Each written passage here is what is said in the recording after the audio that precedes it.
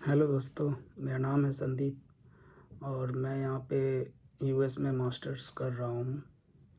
और आपने मेरा लास्ट वीडियो यदि ना देखा हो तो मेरे चैनल पे विज़िट करके मेरा interview experience and how to fill the DS-160 form, ये सब वीडियो वहाँ पे कुछ इम्पोर्टेंट वीडियोस है जो स्टूडेंट से रिलेटेड है, वो आप जाकर देख सकते हैं। तो मैं यहाँ पे अपना डिस्कस करना चाहता हूँ मेरा पोर्ट ऑफ एंट्री का एक्सपीरियंस क्या रहा, क्या क्या क्वेश्चन मुझसे पूछा गया, उसका मैं आपको यहाँ पे आंसर्स दूंगा।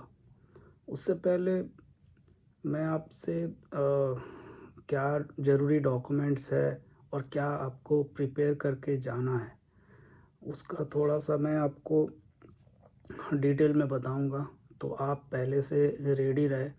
वीज़ा मिलने का मतलब ये नहीं हुआ कि आपको यूएस में एंट्री मिल ही जाएगा, क्योंकि इमिग्रेशंस क्लियर करना भी बहुत ज़रूरी है। उन लोगों को पूरा अधिकार है कि आपको अलाउ ना करें वीज़ा मिलने के बाद भी। तो इसलिए ये भी बहुत इम्पोर्टेंट है। तो पोर्ट ऑफ एंट्री ये है कि वो इमिग्रेशंस ऑफिसर, सीबीपी ऑफिसर उनको बोलते हैं, वो आपको कुछ क्वेश्चंस पूछते हैं। वो चलिए डायरेक्ट क्वेश्चंस पे आते हैं। तो पहला आपको तो ये आपको क्वेश्चन मैं आपको बताऊंगा, पहले प्रिपरेशन क्या है वो करना ज़रूरी है। सो कभी कभी क्या होता है कि अ, आपके सीबीपी ऑफिसर्स के क्वेश्चन का आंसर आप सही से नहीं दे पाते हैं तो आपको सेकेंडरी इंस्पेक्शन के लिए भेज दिया जाता है। तो ये भी ऑप्शंस वहाँ पे रहता है, वहाँ से और कुछ क्वेश्चंस आपसे पूछे जाते हैं डिटेल में। सो आप यदि उनको कन्विंस ना कर सके तो वो आपको अलाउड नहीं करते। लेकिन 90% चांसेस रहता है कि आप वीज़ा क्रैक करके आए हैं, तो आप नॉर्मली आप सीबीपी ऑफिसर्स को भी करेक्ट आंसर ही देंगे। तो 90% चांसेस रहता है कि आप क्लियर कर लेंगे, लेकिन फिर भी आपको प्रिपेयर होके जाना है। डॉक्यूमेंट क्या क्या लेना है आपको, इंटरव्यू के समय जितने भी डॉक्यूमेंट्स आप लेके गए थे सब आपको लेना है। इम्पोर्टेंट जो डॉक्यूमेंट है I-20, आपका पासपोर्ट, वीज़ा स्टैम्प वाला पासपोर्ट चाहिए। ओल्ड पासपोर्ट भी ले लीजिए जो एक्सपायर हो चुका है। बैंक स्टेटमेंट ले लीजिए, ठीक है। और फोर्थ नंबर आपका जो वहाँ पे एकोमोडेशन आपने ढूंढा है वो उसका कन्वर्सेशन ले लीजिए आप, जो आपने एकोमोडेशन बुक किया है।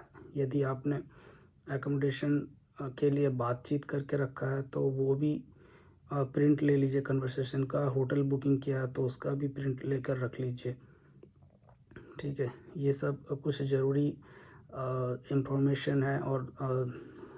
और ये आपका कॉलेज का जो डीएसओ है उसका नाम, email ID and phone number, वो भी इम्पोर्टेंट। रीज़न क्या है कि आपको रिफ्यूज़ कर देते हैं, पोर्ट ऑफ एंट्री पे अलाउ नहीं करते हैं।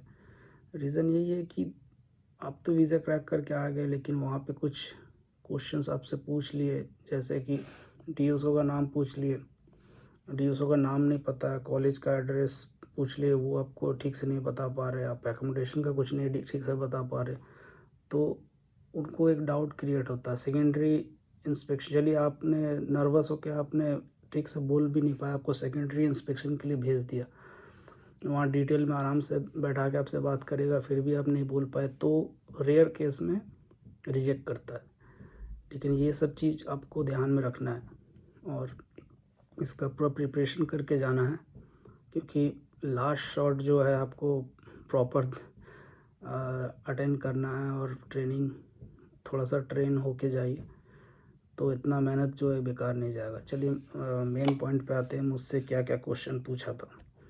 मेरे से तो मैं जैसे ही गया तो ऑफिसर्स ने, इमिग्रेशन ऑफिसर ने मेरे से पहला क्वेश्चन यही पूछा कि अपना पासपोर्ट एंड I-20 पास करने के लिए, ठीक है।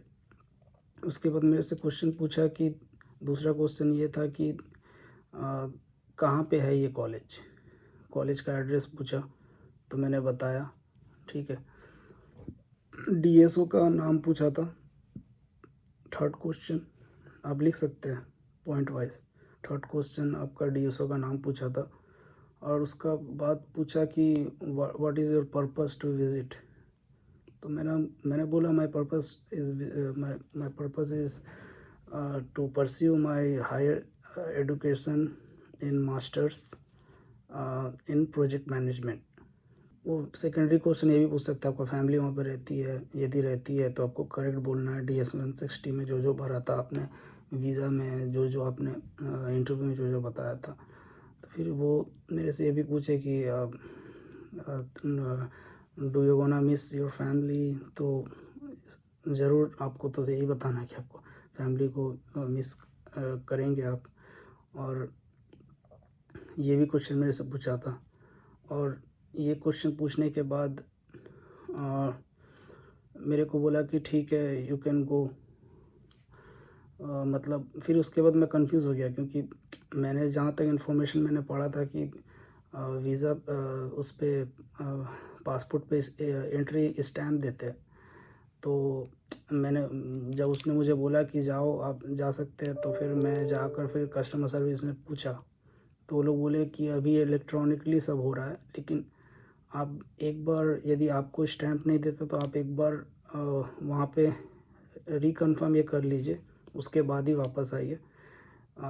मेरे वीडियो के आधार पे मत चलिए, ठीक है।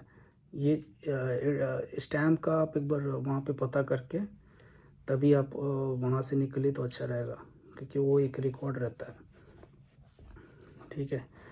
एंड मेरे से फिर पूछा था कि आप कहाँ पे ठहरने वाले हैं। तो मैंने उसको बताया था एड्रेस आपको पास है, ये रहना चाहिए, वो एड्रेस भी प्रिंट करके आप रख लीजिए, ठीक है। और बैंक स्टेटमेंट ये सब तो पूछा नहीं था, लेकिन आप लेकर रखिए। और आगे भी वीडियो लेकर आऊँगा। और मेरा पिछला वीडियो भी देखिए, आपके लिए बहुत इम्पोर्टेंट होगा। अभी तो यहाँ पे ठंडी बहुत है, टेम्परेचर, और पढ़ाई भी बहुत करना पड़ता है, बहुत मेहनत है। मेहनत से पीछे मत हटिए। चलिए सब्सक्राइब लाइक तो कीजिए। Thank you.